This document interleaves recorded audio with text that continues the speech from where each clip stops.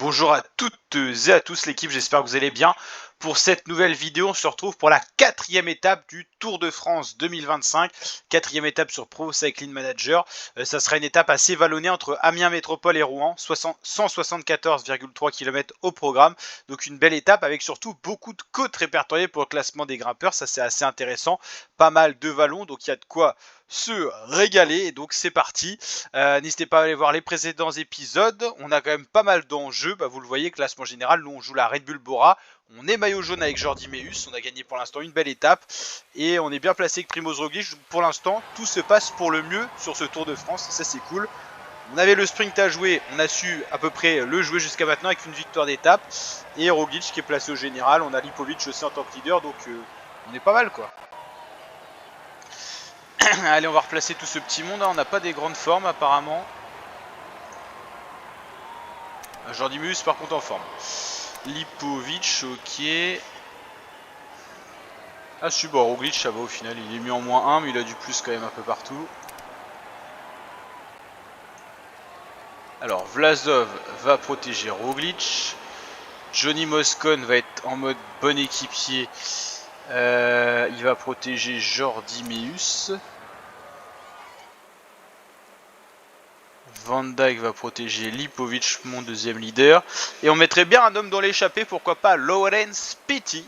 Je sais pas pourquoi j'ai fait cet accent. Donc Jordi Meus, ça va être dur de garder son maillot jaune, mais au vu de la forme qu'il a en vallon, ça lui fait 76, 68 en moyenne montagne. Ouais, bah pourquoi pas. Hein.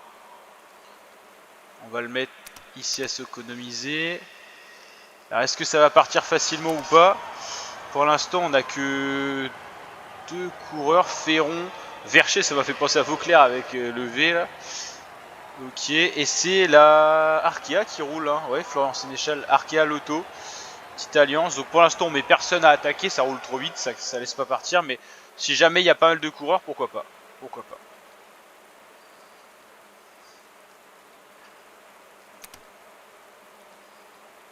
Ah, ça a l'air de partir là ce coup là, vraiment que ça roule encore.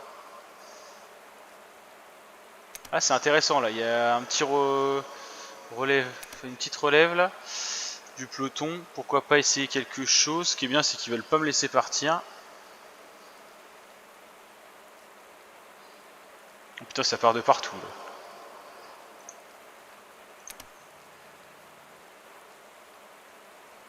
Putain ils y tiennent à Laurens Pitti ou c'est comment là? Qu'est-ce que c'est que ce bordel là?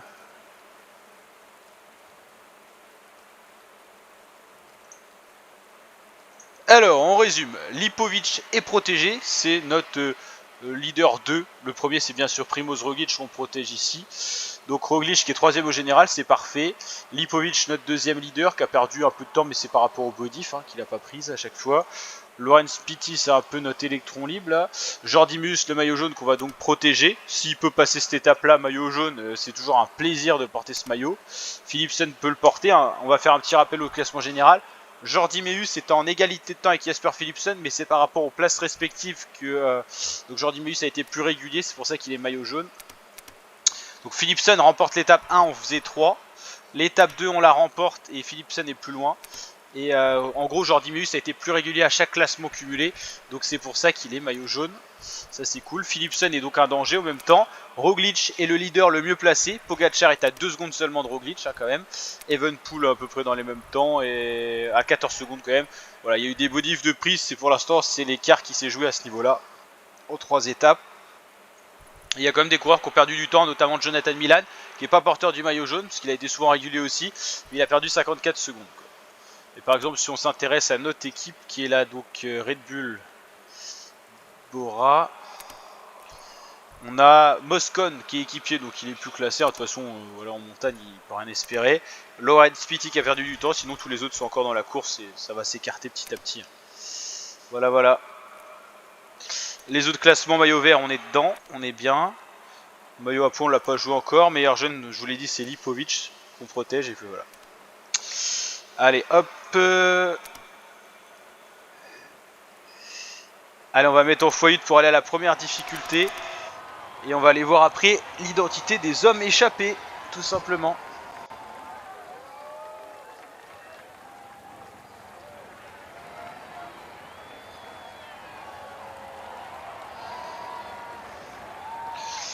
Hop, je réponds vite fait un petit message.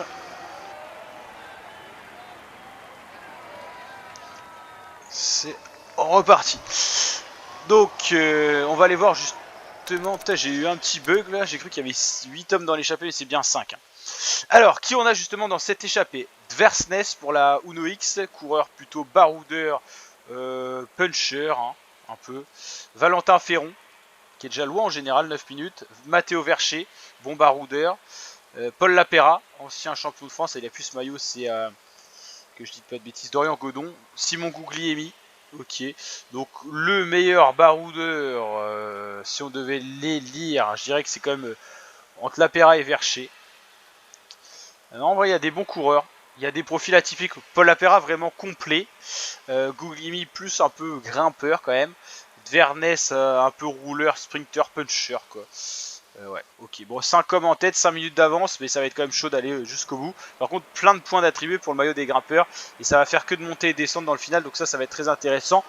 Attention, l'équipe là roule bien. C'est la Visma Light the Bike qui a changé un peu de maillot. Pour qui il roule? On sait pas trop. Ça se trouve, c'est pour Vingegaard déjà. Quoi qu'ils ont beaucoup de cartes aussi hein, dans cette équipe. Vingegaard, Jorgensen qui est... Ah non, attendez. Jorgensen qui est déjà plus classé, ok. Sepkus. Ah, ils ont perdu pas mal de temps, c'est assez étonnant. Van Aert, ouais, Van Aert. J'ai oublié Van Aert. On l'a pas beaucoup vu, c'est Julien Lafilippe. On va faire une petite rubrique à chaque fois, les coureurs qu'on n'a pas trop vu. Julien Lafilippe qui est toujours classé au général, qui peut jouer cette étape en tant que bon puncher. Ah, Marc Hirschi qui a perdu du temps déjà. Ah, j'ai bien aimé le petit profil qui s'était affiché pour monter la petite grimpette là. Bon, c'est la côte du Bois des Broches. 4% de moyenne, 5,4 le max, 2,7 km, ça va pas faire trop de dégâts. En plus, à ce moment-là du parcours, c'est pas impressionnant. On va aller voir comment ça se dispute les points là-dedans. Et bah, la spécificité, c'est aucun n'est classé pour le maillot des grimpeurs. Paul Lapera, bien parti, il n'y a qu'un point à prendre, c'est pour Paul Lapera, ce premier classement. Je vous rappelle que le meilleur grimpeur, on va aller le voir dans le peloton, c'est Damien Touzet avec 3 points, qui est donc en danger vu qu'il n'est pas dans l'échappée. Le voici le maillot à poids qui figure dans l'équipe Cofidis. Pour l'instant, on va aller voir chaque maillot distinctif. C'est parti. Meilleur jeune, c'est Mathis Mikkel, l'Estonien. Petit coureur de la Education First. Hein. Il va y avoir beaucoup de maillots qui vont changer. La Tudor qui est meilleure équipe. Donc meilleur jeune, on l'a dit, Mathis Mikkel. On était avec lui. Mathis Mikkel, pardon. Pas grimpeur, plutôt sprinter. Donc là, il risque de perdre son maillot aujourd'hui. Damien Touzet risque de perdre son maillot.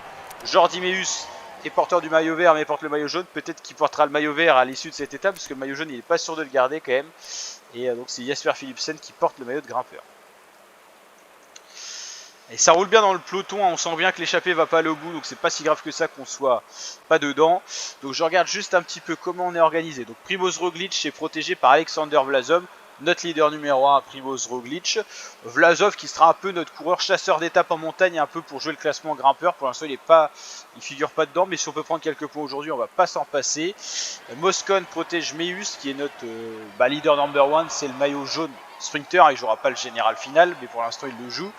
Lipovic est notre meilleur jeune un peu. Et ouais, Van Poppel et Pitti un peu électron libre, j'ai pas trop d'idées pour l'instant. Pour voir ce qu'on en fait aujourd'hui.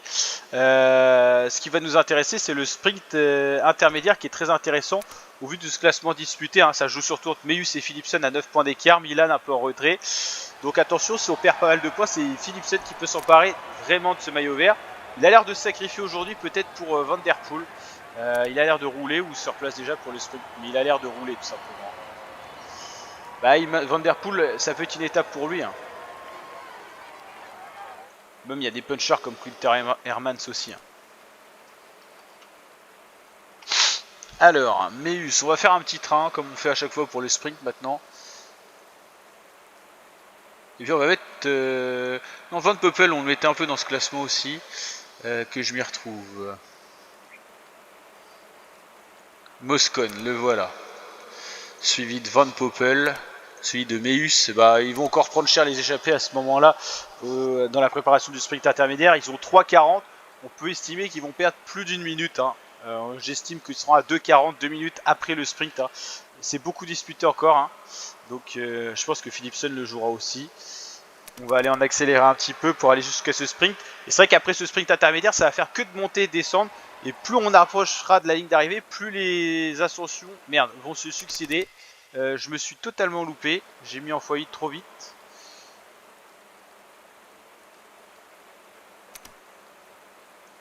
Qu'est-ce que je fais là? Je me suis totalement bloqué. Je fais n'importe quoi là. Et bon, on est toujours maillot vert, mais putain, j'ai fait n'importe quoi. Mais ça bug aussi parce que c'est pas normal de pouvoir sprinter après le sprint là. Je sais pas ce qui s'est passé. On a mis en x8 et c'est un peu un bug de Pro Cycling qu'on a révélé quand même là au final. Pas du tout volontaire, mais c'est pas normal que ça sprint après le sprint. On va aller récupérer ce sprint là. Donc dans les échappées, c'est vrai qu'il y avait 5 échappées, ça change tout. Donc Lapera, Guglielmi, Vernès, Vercher, Ferron, c'est dans l'échappée. Milan gagne le sprint du peloton devant Grimay, Moscon, Van Poppel. Meus c'est un peu un flop, mais ce qui est bien c'est que Philipsen n'a pas vraiment disputé ce sprint. Donc Meus prend 6 points d'avance sur le deuxième, mais ça a été un peu un flop. Ouais, Milan, Grimay, Moscon c'est notre équipier, Van Poppel aussi, Meus. On a fait un peu n'importe quoi. C'était un peu spécial. Pas tout réussir non plus. 2,56, ouais, c'était à peu près ce qu'on a dit. L'échappée a bien perdu. Mais pas autant quand même. Je pensais Sepkus qui se sacrifie déjà.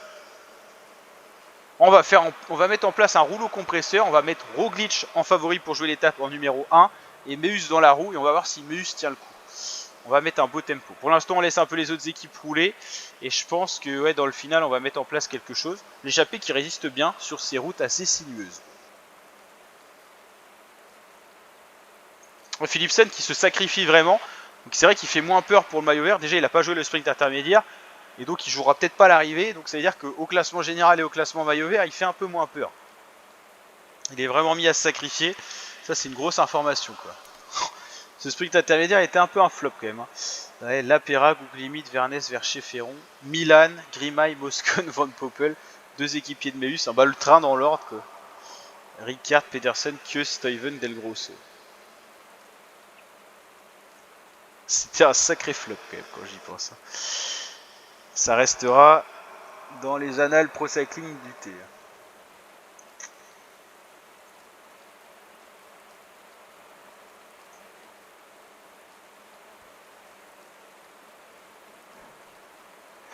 Ouais, pour l'instant, j'ai envie de laisser les autres équipes rouler un peu. En plus, c'est Philipsen et tout, donc pour nous, c'est Benef qui roule. Que ce qu'aurait pu être un leader aussi, donc on va les laisser un peu faire le tempo qui est déjà assez élevé comme ça.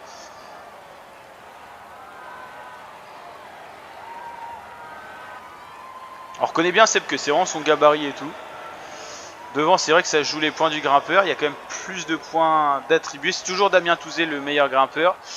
Paul Lapera avait gagné le number 1. Ferron, Guglielmi et Vernès Lapera. Ça alterne tellement que voilà, il n'y a personne qui double le maillot à poids actuel. Non, il devrait être en capacité de se disputer quelques ascensions encore. Donc on va voir ce que ça va donner. Ah, Olaf Kunsch qui a roulé. Sprinter déjà distancé. Premier lâché de la journée. Et ça s'accroche pour les sprinters, mais ça devient déjà difficile pour certains. Ça roule très fort. Hein. Christophe Laporte, la Visma met beaucoup de monde à rouler. On peut penser qu'ils vont jouer quelque chose. Hein. Wout van Aert sûrement. Quel travail effectué par la Visma. Hein. C'est beaucoup les mêmes équipes. Hein. Visma, Alpecin quand même.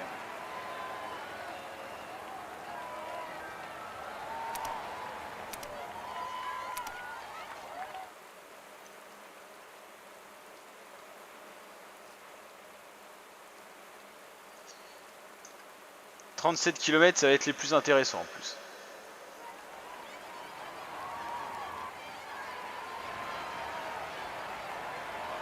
Est-ce que Jordi Meus va tenir son maillot? 36 km à résister pour lui. Un seul coureur lâché, c'est pas non plus la grande Bérésina pour l'instant.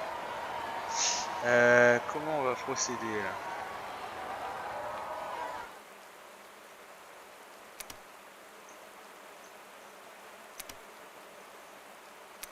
Ok.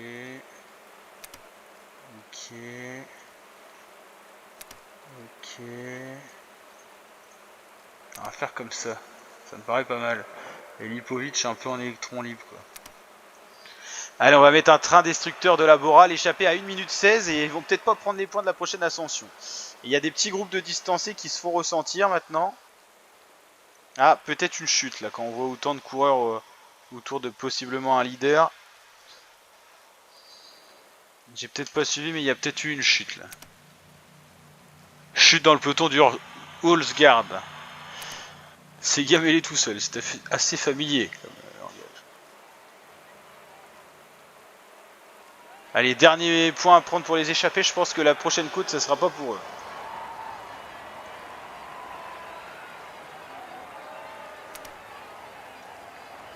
Allez, c'est fini pour Johnny Moscone.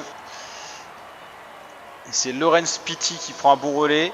Et c'est Paul Lapera avec 4 points qui passe Damien Touzé qui est toujours deuxième quand même. Et le peloton est lancé à vive allure maintenant. Ça va, tous nos coureurs sont bien placés, bon, sauf notre équipier Moscone. Mais il a fait son boulot, c'est le principal. 24 km, très vallonné, j'adore ça. Là, c'est vraiment la course qui est lancée. Je pense que je vais attaquer avec Vlasov Roglic. Et puis Meus, on verra ce qu'il est capable de donner.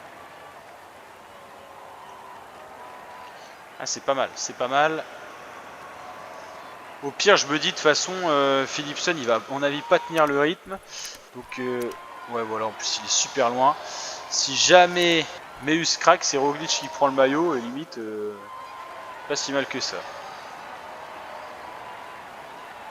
Putain, gros tempo. Oh, mais même attaque de Xandro Meurice, on dirait. Pogacar bien placé. Putain, je m'attendais pas à ça, là. Quelques bugs, là.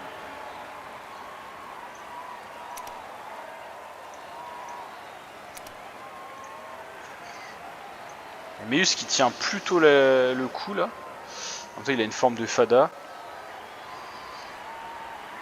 16 km.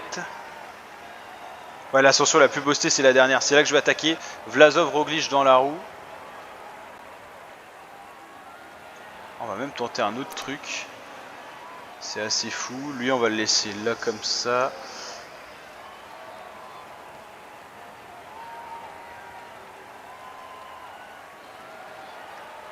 L'objectif, éliminer le maximum d'équipiers et fatiguer le plus de coureurs.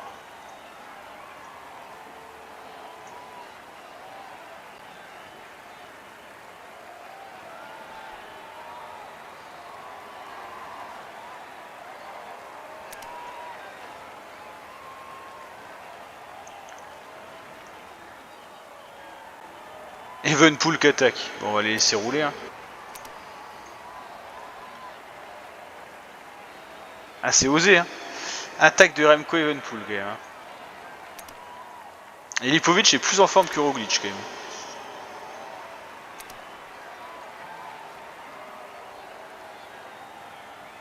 Ah merde, Van Dijk distancé.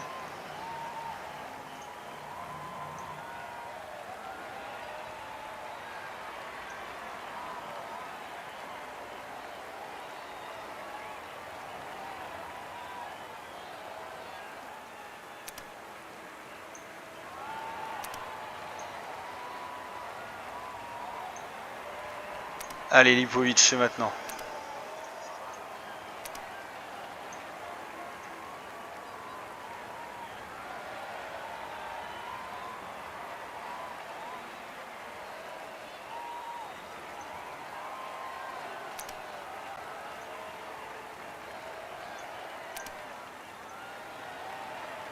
On peut faire quelque chose là.